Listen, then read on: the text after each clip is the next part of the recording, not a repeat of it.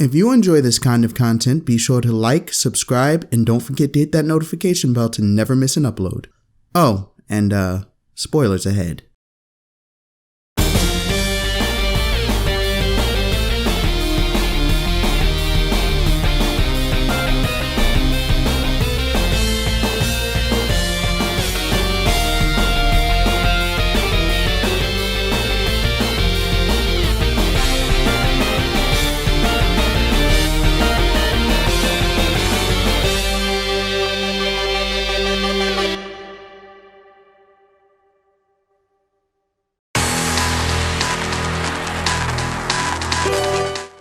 Welcome back to Epic Character Breakdown, where wanting to get stronger and win gives you an unhealthy desire to become a demon and kill people. I'm the resident remixer of the FGC and your host, Saitoshi, and here on ECB we break down the characters most of us know and love in a quest to find out what gives them the legendary status known as Epic. This month's ECB focuses on the evil version of a homeless martial arts master, and a shadow.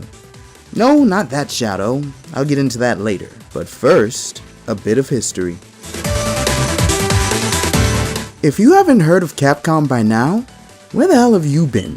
As I explained in the very first ECB, which is unlisted now because screw you, I'm a perfectionist, Capcom was first founded under a different name in 1979, before undergoing multiple changes to become the company we know today. In 1983, Capcom Co. Ltd. was established, and from there, it's history. Literally. Because of Capcom, we have some of the most iconic IPs known to man.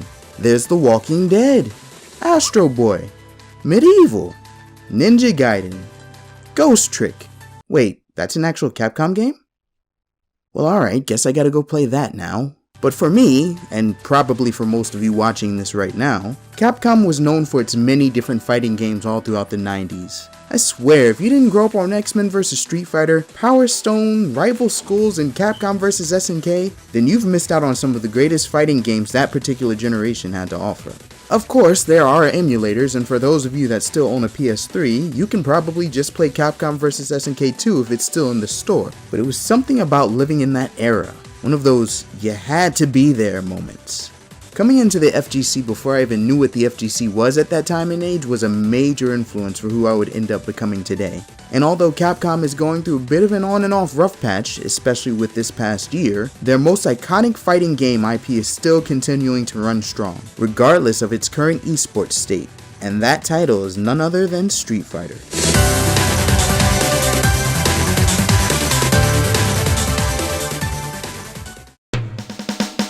So, I'm gonna be honest, I wasn't quite the Street Fighter fan growing up. I mean, I played most of the Versus games, but I didn't really get into Street Fighter until New Generation, Second Impact, and Third Strike. And while I did play the Alpha games back then, I didn't play them seriously until my sophomore year in high school where a friend let me borrow the anthology. Whenever I did play the Versus and Alpha games, I was mostly a hardcore Shoto main. You know, back when Team Ryu was cool as hell and less awkward. But I didn't play Ryu all that often.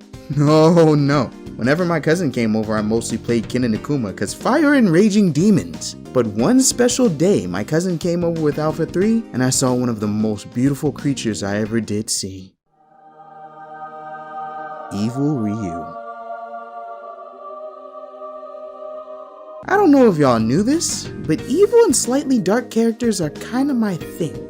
It works for me, okay? Evil Ryu, or Ryu with the surge of killing intent awakened, is literally what his name suggests. Ryu being influenced by the power of the Satsui no Hado. Now, the Satsui no Hado is a type of ki that awakens an individual's true dark nature. It can feed off of the immense desire to win, the need to survive, desperation, any form of destruction, loss, and any other negative emotion or situation. A power of this form usually manifests from extreme obsession or influence in any of these situations. But where did this power come from in the first place? Well, the power of the Hado was cultivated in an unknown style known as an Ansatsuken art. The earliest known practitioners of this art were Gotetsu, Master to Goken and Akuma, and according to the 2014 live-action film greenlit by Capcom, Assassin's Fist, Gotetsu's unnamed brother. While there are practitioners before them, their names are unknown. In this style, their power derived from the Satsui no Hado. Stated by Gotetsu himself in the film, his brother was driven mad by its power and hadn't been seen or heard from without any idea if he were dead or alive.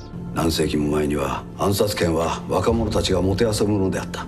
Gotetsu, realizing the path that Goken was taking, hints at another way of utilizing the power of the Hado, which would eventually lead Goken to develop the power of nothingness. But Goki, whom we know today as Akuma, embraced the darkness of the art in its entirety. So much so that he went behind his master's back to learn the teachings, ended up being expelled from the dojo due to this, became a literal demon, and eventually returned to murder his master after learning enough of and succumbing to the Satsui no Hado in order to become the true master of the fist. The Satsui no Hado drives its users to fight. If one gives in completely, all humanity and morals are lost, and killing anyone becomes an option, as the key purpose of this style is destruction. This unspeakable need to fight and kill was the reason why there could only be one master of this Ansatsuken style at a time, until your boy Goken changed the game. The Satsui no Hado was originally thought to have existed in only those who practiced this certain Ansatsuken style, or some variation of it.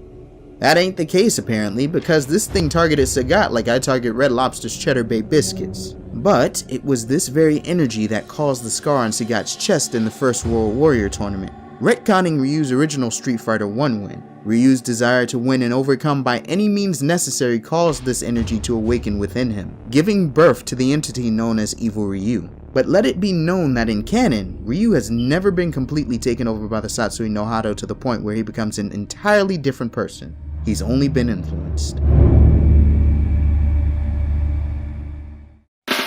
Evil Ryu's official appearance was in Street Fighter Alpha 2, 02 if you're in Japan. The Alpha series takes place between the first tournament and the second, serving as a bridge between the two events to show how things got to the way they were in World Warrior. In Alpha 2, Evil Ryu's story is the same as Ryu's, with the only difference being that he shares Akuma's moves. But once again, Japan gets all the good shit. 02 changes Evil Ryu's rival dialogues, and after beating Akuma, a text scroll rolls, which says, Ryu defeated Goki with his blood-soaked fist and then disappeared to whereabouts unknown. Did Ryu embrace the real Satsui no Hado, or did he succeed Goki as the master of the fist? Only time will tell when we see him again. Will he reach his full potential as a martial artist? Or... In Alpha 3, Evil Ryu has a completely different story from his original, where he seeks out Akuma in order to defeat him and become the true master of the fist. After defeating all in his path, Ryu looks back on his battles and fully embraces the power of the Satsui no Hado. Taking residence in Akuma's lair, because even Evil Ryu has to keep up with being a hobo, he sets out on a journey to find someone to defeat him. Until now, the kanji for ten, or heaven, which used in Akuma's sense is meant to be heaven, showed up whenever the Raging Demon was performed with Evil Ryu. This ending introduced Evil Ryu's signature kanji for destruction. Ultra Street Fighter 2, The Final Challengers, is more of the same thing, where Ryu seeks out challengers to satiate his bloodlust. After beating the crap out of Bison, he declares that weaklings aren't enough for him and decides to destroy everything. Boy, does that sound familiar. And of course, what's an Evil Ryu ending without fighting Akuma, or looking for a fight to the death with Akuma? There is no Evil Ryu in Street Fighter 3. Moving on. Evil Ryu makes a cameo in Akuma's Vanilla 4 prologue, but is made playable in Super Street Fighter 4 Arcade Edition. In this story, it's the same damn thing. Why does a character so cool have such a bland story? Holy shit. But yeah, he awakens on the ground in the middle of nowhere and realizes his power. With that, he goes on a spree of destruction, even going through his own master. In the end, Bison is attracted by his power and sends two troops after... Wait a minute. Two? Just two regular-ass run-of-the-mill soldiers? Like, bro, you couldn't send Balrog or someone out here? Homie couldn't send the Psycho Avengers or something? Like, bro really looked at the footage and was like, hey, Balrog, send Dave and Eustace to acquire you. They could use the experience. Okay, but what kind of name is Eustace? Anyway, bitch. You've seen what's on these tapes that I'm somehow holding with boxing gloves on, and you want to send them to Dave and Eustace? Eustace? I mean, do we really need Vega though? Oh, they'll be fine. Just give them some guns and send them on their way. The Lord will take care of them. Okay, but since when the fuck did you start believing in God? Since I met me. Do you really believe that? Oh my God, this is like the fifth time this week! Thousands of tears later.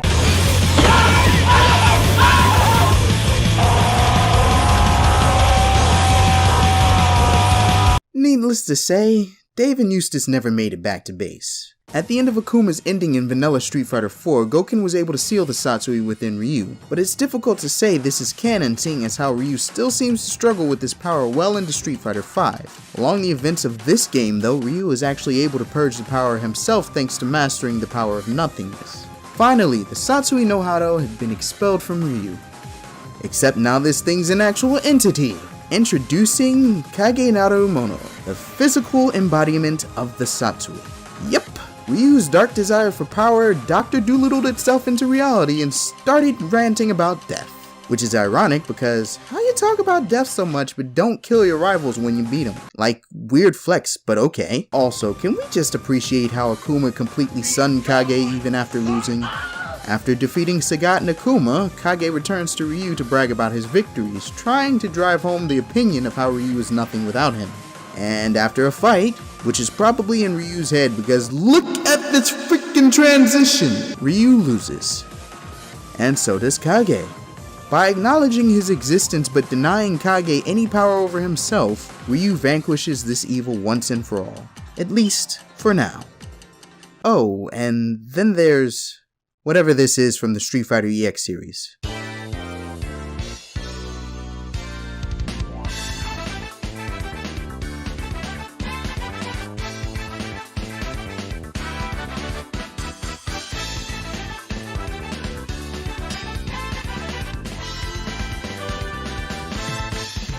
I love it.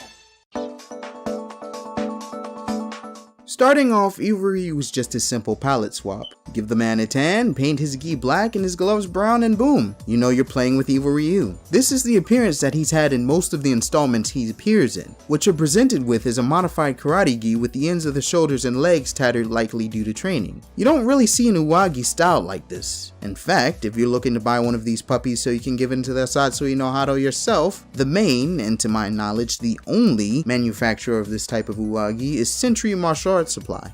Not sponsored. These are mainly used for training in hot weather and were made iconic by the Cobra Kai dojo in the first Karate Kid. Moving on, we have your standard Zuban complete with a black obi. You've got your special tailored Hado gloves which turn brown to match the darker, earthier color of the dark uniform. Lastly, the iconic red headband given to him by Ken. Before the red headband though, Ryu's original white headband also turned black due to the power of the Satsui no Hado. And boom, your homeless martial arts master turned evil. Nothing really too appealing to the eye except for the refreshing color change. But over the years, Evil Ryu's look has had a bit of an upgrade. In Super Street Fighter 4 Arcade Edition, Evil Ryu looks to be more like Akuma than he's ever been. It's implied that this transformation happened after an intense battle as his Uwagi, gloves, and headband are all torn now. His hair is red and has taken a spiked pattern. Even down to his eyes, his sclera and pupils are black while his irises are red. A red aura surrounds him constantly now. And the most notable feature?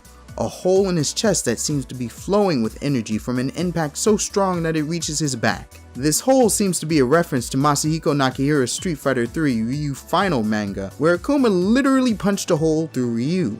This manga, however, isn't canon. Wouldn't make any sense anyway since 4 is before 3 timeline-wise, but again, just a reference. I like this incarnation of Evil Ryu a lot because it's not just a color change. It shows a progression of this character at a point that seems to be even further than before. Whereas Alpha's Evil Ryu seemed more reserved and cold while seeking power, 4's Evil Ryu seems openly, well, evil and destructive. If this form were canon, I would think that this design signifies a point of no return for Ryu. Because with this design, you don't feel like you're just playing Ryu with Akuma's moves. You feel like you're playing a brand new character. Sure, the new moves are a huge part of that, but the look drives the hammer home. This ain't your mom and pop's Evil Ryu. And then there's Kage. Not many people enjoy his design. I'm not one of those people. While I do think there can be more elements in his appearance, I'm completely satisfied with his design due to the fact that he is a separate entity than Evil Ryu. The deeper aspects of the Satsui no Hado are heavily based on an Oni. I mean, if you couldn't already tell. Now, if you didn't know, Oni are a type of yokai in Japanese culture that are typically shown in anime as joke characters. Oni are portrayed as huge hulking characters that typically have sharp teeth and horns growing out of their heads, and as one goes deeper and deeper in the Satsui, these similarities are apparent, and points to Capcom for keeping it traditional in his alt costume. Thanks to this, you can finally play as Asura in Street Fighter V. Haha, not really. Kage's design keeps elements from both designs of RYU, but it's enough to distinguish a clear difference between the two. Off rip, you notice the horns saturated and glowing in dark energy along with the teeth protruding from his mouth. In fact, that's most people's gripe with this design. Although it didn't seem to be a problem for Oni, but it's whatever I guess. Almost everything else from RYU stays the same, save for his uwagi resting around his waist, revealing a greater muscle mass than Ryu. But that's not all. Over his body you can see small cracks of pure energy as if he's barely holding together. Kage is this energy. It's all he is. And quite frankly, a simple design choice that I think doesn't get enough credit that I absolutely love and makes this character for me. Ryu's headband is Kage's scarf. That was such a simple move, but it's what really separates the two characters that are so similar. Ryu's headband is one of the most iconic pieces of clothing on him. I just feel it's a better design choice overall. And come on, who doesn't want to be a badass with a piece of clothing flowing in the wind from their neck? I mean, have you seen Strider? Oh shit, wait, Zeku. I am going to give props to MVCI's interpretation of Evil Ryu. It honestly looks like a Shin Evil Ryu, which is dope. And his alternate costume in 4, which makes a comeback as Kage's story costume in 5. Extremely great designs overall.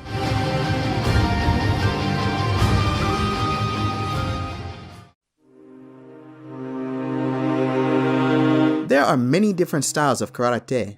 In Street Fighter II, Ryu's style was listed as Shotokan. Although it looks nothing like the style, it makes sense. In martial arts, there are hard styles and soft styles. A hard technique is anything that counters your opponent's force with your own. An example would be the Muay Thai Teep, a front push kick that can be used to create space between you and your opponent, counter an incoming attack, and deliver damage all at the same time. A soft technique is exactly the opposite. Instead of meeting force with force, you use your opponent's force and momentum against them. An example for this technique would basically be the entirety of the Aikido style. Most styles usually incorporate both hard and soft techniques one way or the other, and Shotokan is listed as a style that's 70% hard and 30% soft. Judging by Ryu's style, I would say this is exactly how he uses it. The style of Ansatsuken was originally meant to be used solely to kill. Its techniques literally drove men mad. Thanks to Gouken, Ryu was able to learn a more distilled form of the style. He dispelled the evil uses of it and integrated the power of nothingness into everything he does. Evil Ryu takes this knowledge of Ansatsuken and amplifies it with the Satsui no Hado, returning it to its former glory of using it for murderous intent. This can be shown in the manifestation of his moves. His Hadoken is now purple and his Shoryuken has multiple strikes. Being Ryu at heart, he still holds most of his moves, like his Tatsumaki. Screw you, I'm not saying the full thing. But he also shares some with Akuma, such as the Shakunetsu Hadoken, the Asura Senku, and most notably, the Raging Demon. A lot of his normal moves are based off of Akuma as well. You're essentially playing as both Ryu and Akuma in one character. A new move, however, is the Ryuso Kyaku, a devastating overhead axe kick that deals a decent amount of damage. Evil Ryu's ultras are the Mets Hadoken, which he shares with Ryu, and the Mesatsu Go Shoryu, a devastating triple Go Shoryu that ends with a charge of dark energy impacting into your face to the ground from his fist. And also, the Raging Demon. With Kage being a separate entity all on his own, he gets a lot of his moves revamped. He still shares the staples of the Ansatsuken move list, however his Hadoken travels in a short burst similar to Dan's Gadoken, and no, Kage is not Shindan. His Shoryuken is performed with his leading fist instead of his rear fist. Instead of the Tatsu, Kage gains the Kurekijin. It's a similar move, but is only done with one rotation and is a more wilder variant. His V skill is the Senha Kasatsu,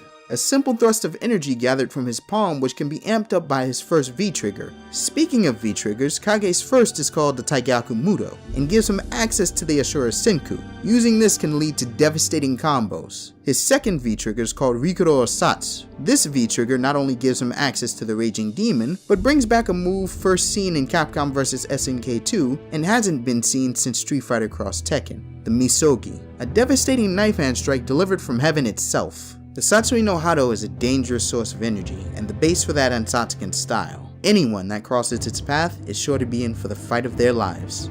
Literally.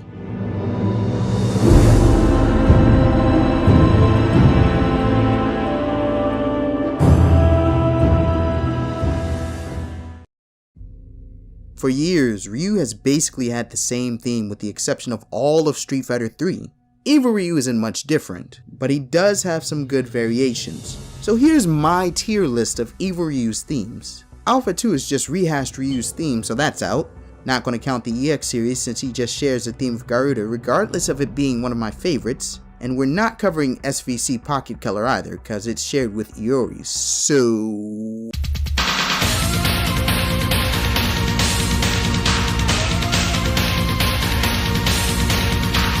Starting from my least favorite, meaning I don't really like it, and tier C is Evil Ryu's theme from Zero Alpha 3, Black Power, which is either the most obscure shot I've ever seen or a shout out to the 70s. Most of Alpha 3's soundtrack is great, ushering in all new themes for returning characters. It still carries that signature CPS2 style music, but for some reason to me, this theme just doesn't hit me. Sure, it has that sinister, corrupting feeling, but something about it just doesn't feel fitting to the character for me.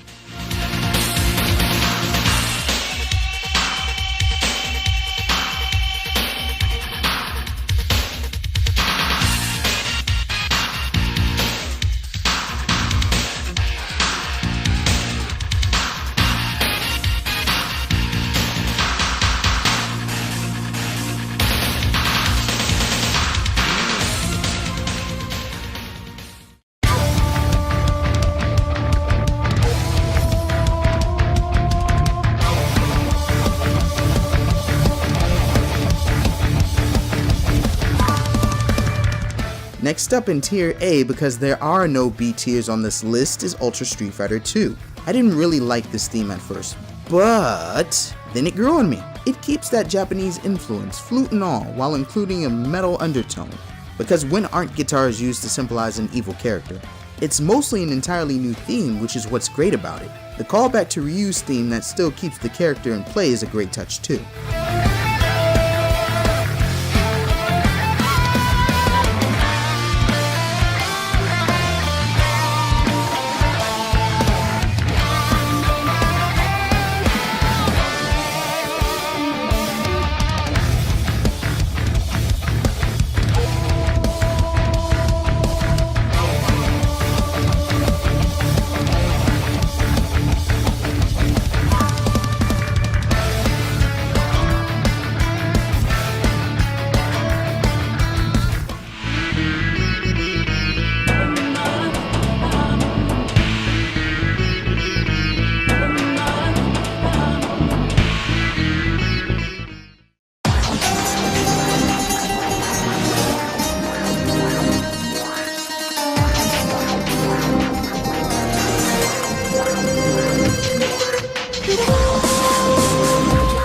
Last on tier A is Super Street Fighter 4 Arcade Edition.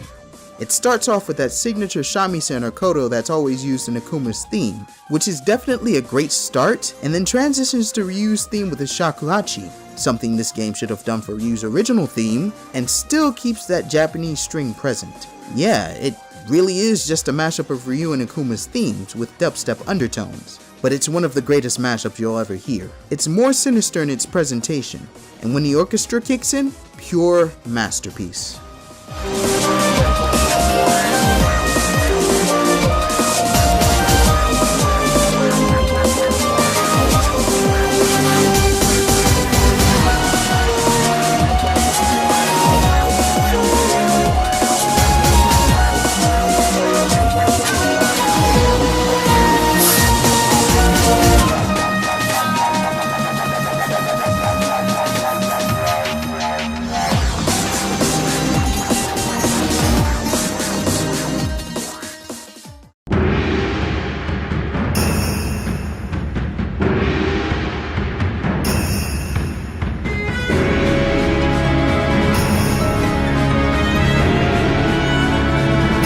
Starting off tier S is Asura's Wrath.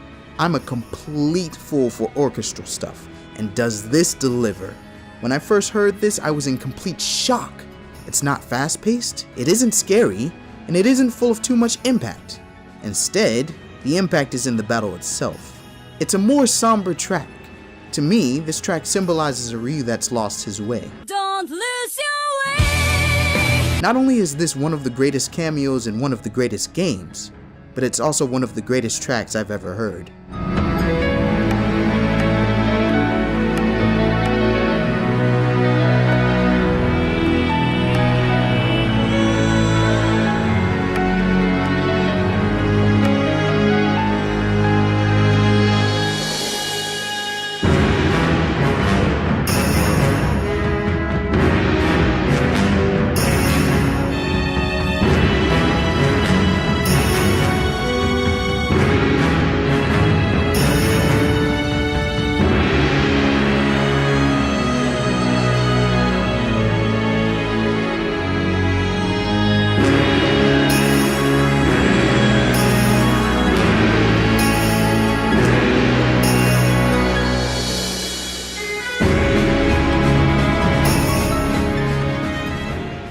You know where this is going.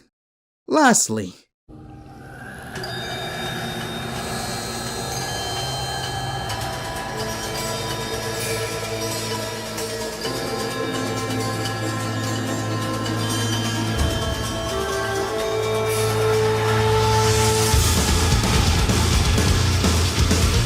Kage's theme on the SS tier. Starting off, I didn't like this one either because it just reminded me of the opening theme to Vanilla 5. And this stage. And this stage.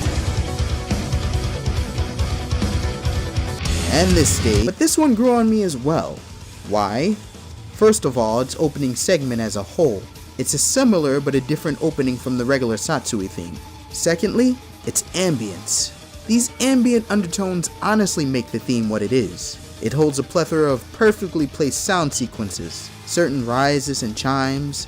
The Nokan flute, named for its use in traditional No theater, is a nice touch as well. And speaking of this particular segment, I'm sure most people didn't notice this, but this part is a callback to RYU's theme as well.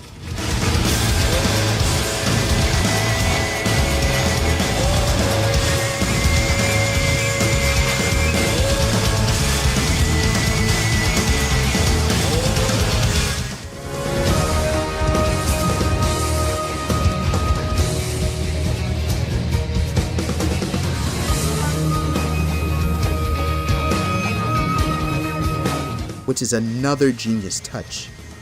This theme is literal eargasm.